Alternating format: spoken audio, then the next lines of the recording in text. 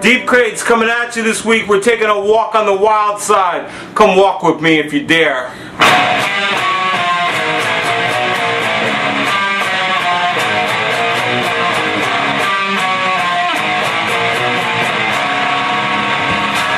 Your man Deep Crates here on the Crate Show. StrangeGibberish.net. The Crate Show. Man Deep Crates here on the Crate Show. StrangeGibberish.net. The Crate Show. Man Deep Crates here on the Crate Show. StrangeGibberish.net. The Crate Show. Man Deep Crates here on the Crate Show. StrangeGibberish.net. The Crate Show.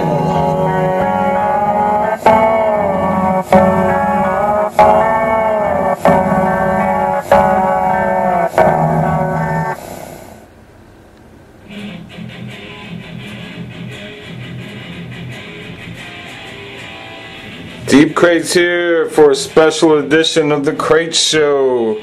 It's a little different. Don't be scared, my diggers. We're taking a walk on the wild side this week. We're checking out my buddy, a good friend of mine. He probably can't hear us. Let's check him out.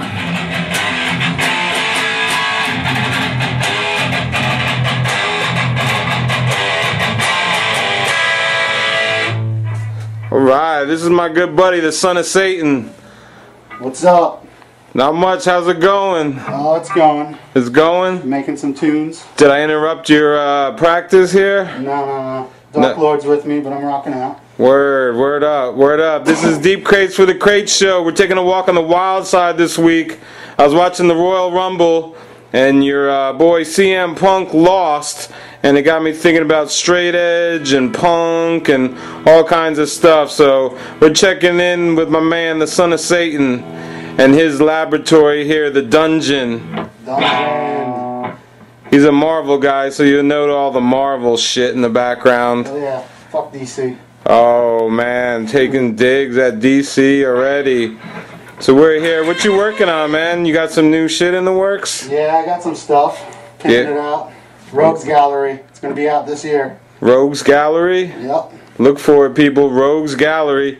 And there might be a side project, Son of Satan and Deep Crates, to come out soon. It's going to be kind of a throwback to my hardcore days there, so be on the lookout for that.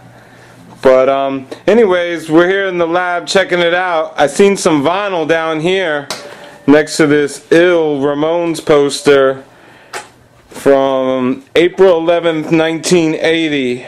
Now, Crates was a little too young to be rocking at shows in 1980, but my first show was, however, a Danzig show. I was 13 and doctored my birth certificate to say I was 16 to get into the show. So, I used to wear Doc Martens instead of my Timberlands at one time, so little known fact, I was straight edge until I discovered vagina around the age of 16.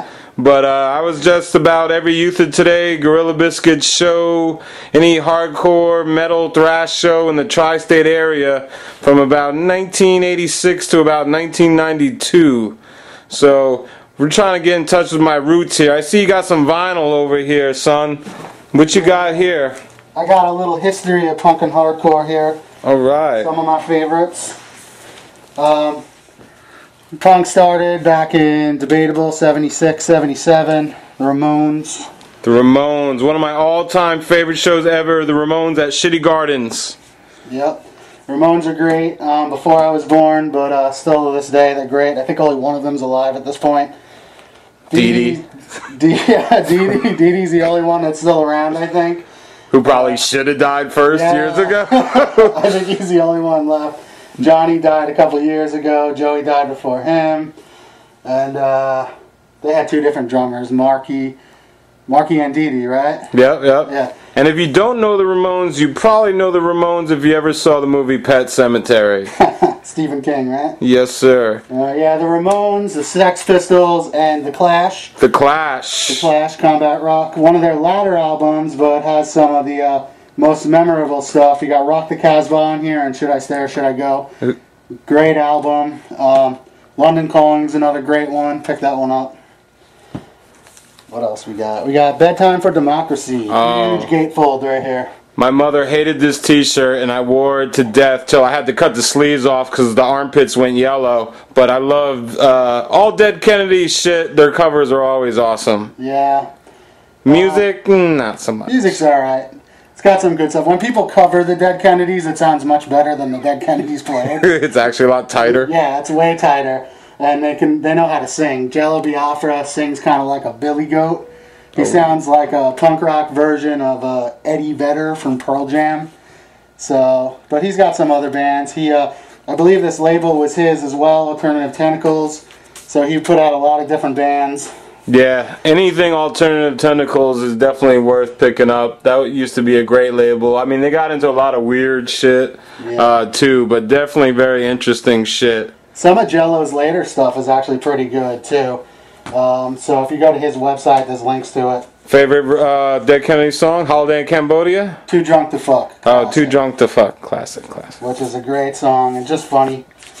Got some Black Flag here. This is Henry Rollins era Black Flag. Slip It In. This album offends my mom. She does not like it. I guess it suggests something. Maybe D. Crates knows. What is this suggesting? I slip in your prayers for the night. I think that's what it is. Slip it Shave in? your legs and then slip in some prayers before you go to sleep. Exactly. That was Black Flag had a whole bunch of different singers. Ron Reyes, Keith Morris, who went on to be in the Circle Jerks, and then finally Rollins, Henry Rollins. You might know him from some television shows, or you might know him from Rollins Band, which sucked. Or his spoken word crap that really sucked. Or his really bad comedy. But I'm actually a fan of him as a singer of Black Flag. Some people aren't. Some people like the earlier stuff, but I like his stuff. Damaged, great stuff. Slip It In was good too. At the same time as Black Flag, around 86, 85, you had the Descendants, who were kind of very similar, but less angry, less fights at their shows. Songs were a little more about losing girlfriends and stupid stuff like riding their bike, more fun stuff. There's a lot more skateboarders at a Descendants show. Yeah, you're less likely to get punched in the face than at a Black Flag show. Black Flag show, you're probably going to get into a fight. Descendants show, you're probably going to be with a bunch of other dudes who can't get laid. And go home and cry. Yeah, and cry about it. But one interesting fact about the Descendants and Black Flag is for a while they had the same drummer. Which is pretty cool. Their drummer, Bill, started SST Records. SST put out a lot of stuff back then. You can see it. A lot of good stuff. Yeah. This is the Black Flag one, too. That was on SST as well. And just for the camera, that is a sealed Black Flag copy of that record. Pretty proud of that one. It's pretty cool. For all you diggers out there. This guy right here. This is the Descendants album called All. It came out, it was one of their later ones. It's not one of the early guys like Marlo Goes to College. I love this album. The reason why I like this one best is it has my favorite Descendants song, Coolidge. Coolidge is a great song. Of course, it's about a girl that dumped him. Blah, blah, blah. Cry, cry, cry. But still a great song. This was right when they got 2 new members. They lost a guitar player and their bass player, which generally would kill a band. But in their case, they got some of their buddies over. Stephen Egerton and Carl Alvarez. They were friends of the drummer, Bill Stevenson. And they came together, and they were actually really great together. The music changed a little bit. It was a little tighter, though. They were probably a little better at their instruments. But awesome, awesome album. Shortly after this, the singer Milo left to go to college and become a biochemist, which is pretty weird from the punk community because you assume everybody's an idiot. He went on to become like one of the country's leading biochemists. Guy's brilliant, and he comes back every so often and does an album with them. To this date, I think they only have about 6 albums. And I grabbed this one too. This guy came out in 96, I believe. I should say it here somewhere. Let's see. Yeah, 96 or 97. Absolutely awesome album. If you're even remotely into the Descendants or their other band, All, which I'll talk about in a minute, fantastic. Everything sucks. I was about 16 when this came out. This album was amazing. This album actually got me into them. Then I went back and got their back catalog, and I love it. Again, more songs about girls and stupid crap like hating your job and not drinking enough coffee to get through the day. Fantastic stuff. Milo writes some good lyrics. All the guys in the band write lyrics, which is kind of cool. All the guys in the bands write some of the music too. Even the drummer, which usually doesn't happen in a lot of bands, so I think that's real cool. Now back to this guy. Shortly after this, in 86 or 87 when this came out, Milo left to go to college, and Milo the singer, he left to go to college. The other three guys were like, well, we still want to be a band. So they went on to form a band based on this album, which was called All. They started a band called All. Basically the same band, different singer. They got a guy first named Scott Reynolds to be their singer. I'm sorry, not Scott Reynolds. Dave Smalley from Down by Law was first their singer. Dave Smalley eventually moved on to another band. Got a guy named Scott Reynolds to sing. I'm not a fan of his voice. And then ultimately they got a guy named Chad Price, who was a really awesome singer for the band. They put out a lot of albums out, actually. More than the Descendants ever did. They were a little more prolific. Their stuff is really good. Sounds like the Descendants, a little more pop-oriented, a little less pissed off, a little less mad at girls. Better covers. I'm sorry? Better covers. Yeah, the covers are actually pretty cool for most of the All stuff. Except for this one. This one isn't really that cool. This one looks like something that Andy Warhol shit out. It's weird. I don't know what's going on there. But, two really good bands, essentially the same band. This is not a good album. Deep Crates likes the cover, though. He's a big fan of toilet paper. Pink toilet paper. And white tile walls. Yeah, I don't know what that's all about. So, not a good album. Pick it up anyway. Support the Descendants. Dave Smalley, the guy who sang for All at first, he left, started this band, Down by Law. This is a pretty cool album. Punk Rock Academy fight song. They did a really cool cover of 500 Miles. Who sang that originally? Deep Crates. And I would walk 500 miles. You got me. I don't remember. That was rhetorical or not? It was a rhetorical question. I'm not sure who sang that song, but I remember it being on the radio when I was a kid and thinking it was annoying then. It makes an annoying punk song too. So, pick up that album, skip that song.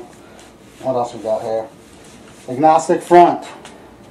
I'm sure you can tell us a little something about Agnostic Front. One of the best singers ever, Roger. You can't deny that! Oh, blue vinyl. Blue vinyl. This guy's pretty good. Now, this is not... They're better stuff. No, they're better stuff. Victim of Pain. Ah, yes. Is a classic, early stuff. I like their later stuff, though. This was like 96, I think, 97. This album was when Roger Merritt, their singer, I can describe his voice, like, I'll sing like him. You kind of can't tell what he's saying. You have to read the liner notes or ask your friend what he said. He went to jail for a little while, had a little problem. He became a freelance pharmacologist. Didn't really work out for him so well. Spent some time behind bars. Wrote a couple albums behind bars. Some lyrics about being in jail. Some lyrics about his whole ordeal. Great New York band. This album came out in '98. Loved it. It was very similar to the early stuff before they incorporated thrash into their music, which probably disappoints Deep Crates too. He loves the thrash. Good now those other All and Descendants, those are Cali based, no? They are. They're from California, Agnostic Front, New York. Black Flag, also Cali based. Yeah, we can just throwing it out everybody. there. They're all from California. Dead Kennedys from California too, except for the Clash. The first one we looked at, they are from England. Agnostic Front, though, New York. They are as much New York as any band could be. Sick of It All, Madball, all those bands, they are New York forever. H2O, they represent New York. Now we've got some other stuff from New Jersey. Jersey boys. And as a side note, I used to skateboard with the Bouncing Souls and get fucked up at their house in New Brunswick on occasion. Yeah, Bouncing Souls, great stuff. Their early stuff is really good. This album's absolutely awesome. This is from the 90s too. Are they still playing around, right? They are. I saw them about a year ago play down here. Big ups to the Bouncing Souls. Yeah, they're still kicking it. They're still a bunch of drug addicts and drunks. But they write some good tunes. Good guys. Good guys, good guys. They love their drugs though. They love their booze. This album was the first one I ever heard. It's not their first album. Their first album was called The Good, the Bad, and the Argyle. That album was pretty good. This album was great. This was out on Epitaph. Epitaph is a California-based label, independent label. To this date, one of the most successful independent labels, run by Brett Guritz of Bad Religion. You name the early 90s band that was popular in the punk and hardcore community, and they were on Epitaph. Pretty much all of them. Good album. Can't recommend it enough. The later stuff I'm not so much into, but that one I really do enjoy. This one's here just because it's got some cool picture disc here. How punk? A band from Pittsburgh, AntiFlag. Oh. Very political. Very political. These guys would, they make the left seem right. They're so leftist and liberal. Good band though, good guys. I used to know their singer. We used to set up shows together. His name's Justin. Cool guy. They've gotten big over the years. They've been around a long time. Yeah, they have. This is one of the earlier ones. They only made a few of these guys. I think they made a few hundred of this thing. But good stuff. They went to Fat Records, which is owned by the singer from NoFX. And then I believe they signed to a major label. And I don't know if they're still on a major, but they got pretty big. They were on the radio for a while. Good band. What else we got here? Most Precious Blood. This album is great. Nothing in vain. I can't say enough good things about these guys. Brooklyn, New York. From the ashes of a great New York hardcore band called Indecision. This band started. Pretty much the guys from Indecision got back together one day. They said, let's put out another album. An Indecision album was called Most Precious Blood. They decided to call this band Most Precious Blood. Great stuff. Creepy cover. That's creepy, isn't it, Deep Crates? It's scary, right? Reminds me of the movie Saw, maybe. Yeah, I don't think things are going to work out for this guy. Yeah, it's not looking good. But hardcore to the max, New York hardcore, great stuff. Unfortunately, their singer, who was also the singer for Indecision, decided he wanted out of the band right after they put this album out, and they got a different singer. They got the singer from a upstate New York band, One King Down. His name's Rob. He's their singer now. Not bad stuff. Definitely good stuff, but not as good as Tom, their original singer. This guy was crazy. These guys put so many miles on their van. I believe they went through 3 or 4 vans. Arrested by customs in Canada. They were expelled from Canada. They went through it. They ran the gamut, these guys. They're very leftist as well.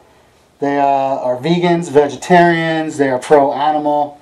I don't know if I'm with all that stuff, but their music's great. So that's Most Precious Blood. What else we got here? I think we went through everything we're going to talk about. I'll give a little shout out to Long Island, New York, which is where I grew up. This is the Backup Plan. The Backup Plan was a Long Island punk hardcore band, whatever you want to call it. I use those terms interchangeably because they mean the same thing to me. Bunch of guys, we used to always play shows together. They went on to be in a successful band called This Is Hell, which is a very popular hardcore band now. But these guys were much better in my opinion. Great music a la Kid Dynamite, Lifetime. A lot of the Jersey bands from the late 80s, early 90s. Good stuff. And finally, the last thing I'll talk about is one of my favorites, which is NoFX. California-based band. They've been around since '86. They've been putting out albums. Huge fan of this band. The Decline right here, this yellow one. 18-minute song. It's one song, this album. One long 18-minute song. Now, for any of you punk enthusiasts, an 18-minute song is basically a punk album. They kind of set the bar with that one. They were ripped off a little bit by Green Day when they put out their rock opera. They stole the idea from NoFX because the song was basically played out like theatrical, very much like Broadway. This album right here, Punk and Drublick, came out in '94, or '93 actually, I think. It was recorded in '93, came out at the end of '93. This is one of the most successful punk albums that's ever happened. It's one of the few punk albums to go gold and still be independent. It took like 6 years, but it sold 500,000 records. Fantastic album. It's the first song, Linoleum, is like a punk treasure. It's been covered by so many bands I can't even name them all. Their singer Fat Mike owns the record label Fat Records, which is also one of the most successful independent labels. Great stuff. Really fast, really aggressive, very political-minded lyrics at the same time, very sarcastic and sardonic. I can't recommend it enough. It's aggressive, it's funny, and they're talented too. They can play a lot of different musical styles. So, love them. So what else, Deep Crates, what do you want to talk about? I don't know, I think we're running out of time. Yeah. That's pretty much the show for this week with my buddy the Son of Satan, bringing back some punk hardcore from as early back as late 80s, mostly 90s I'd say we covered today. Yeah. On another show we'll dig into My Vaults, which is the mid to late 80s punk, hardcore, and thrash. But we're just going back a little bit for you here, doing a special edition with the Son of Satan. Son of Satan. Deep Crates. Keep digging in them crates.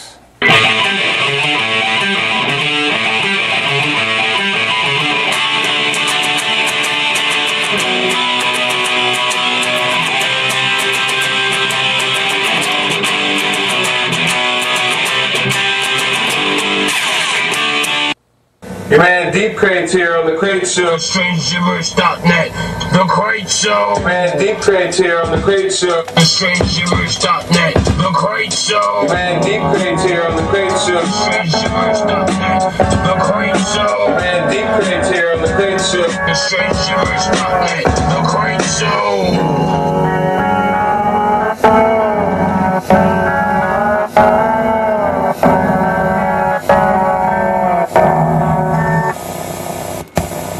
Your man Deep Crates here on the Crate Show. StrangeGibberish.net.